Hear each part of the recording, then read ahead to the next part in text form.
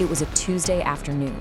A fully loaded cargo jet, a real workhorse of global shipping, was at the end of a runway in Louisville, Kentucky. This was supposed to be a completely routine departure, something that happens hundreds of times a day there. But in less than 1 minute, this flight became a horrifying national tragedy.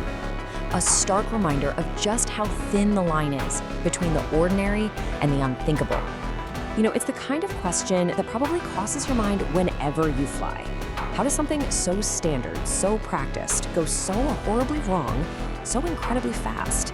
Today, we're going to break down what happened to UPS Flight 2976 to try and understand just that.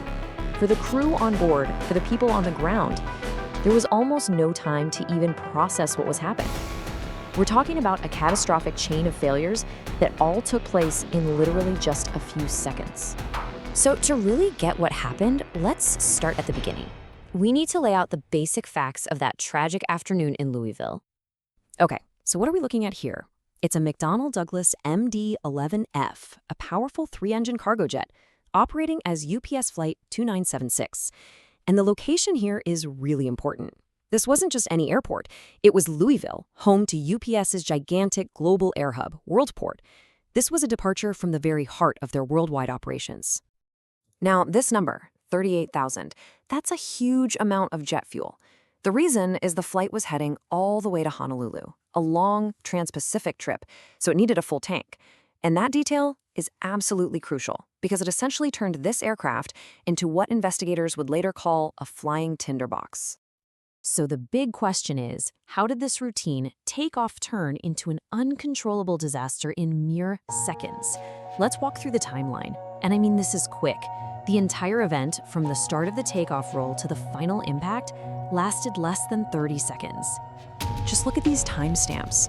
12 seconds, just 12 seconds into its takeoff, airport cameras catch a massive fire erupting from the left side of the plane. 3 seconds after that, the entire engine just rips away from the wing. The crew is fighting it, the plane actually gets airborne for a moment, but it's an impossible battle. 10 seconds later, it comes crashing down.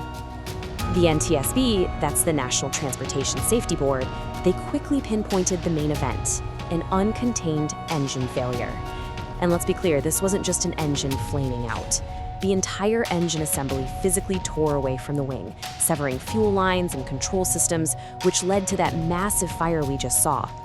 And as if that wasn't bad enough, the crash on the ground became this absolute perfect storm for an explosion.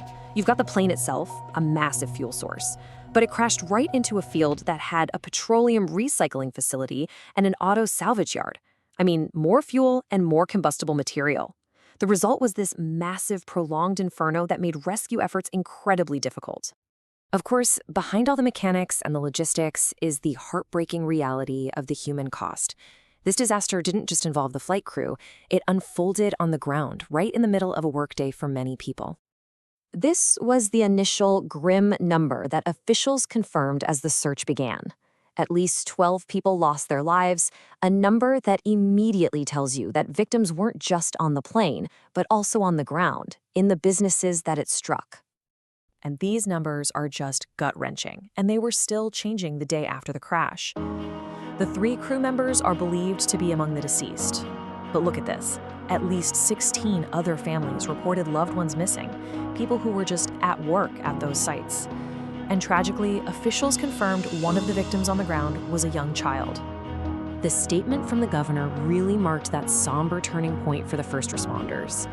The intensity of that fire and the scale of the destruction just made it clear. The mission had to shift from the hope of finding survivors to the painstaking, dangerous task of recovery. So while recovery was underway, that second monumental task began, the NTSB investigation. Their job is to find out not just what happened, but why it happened, so they can try to prevent it from ever happening again. And this is how they do it. It's a very methodical process. First, their specialized GO team has to make that volatile crash site safe. Then comes the hunt for the most critical evidence, the flight recorders, what we call the black boxes. These are the keys to piecing together those final moments and finding the root cause of that engine separation. And incredibly, they found them.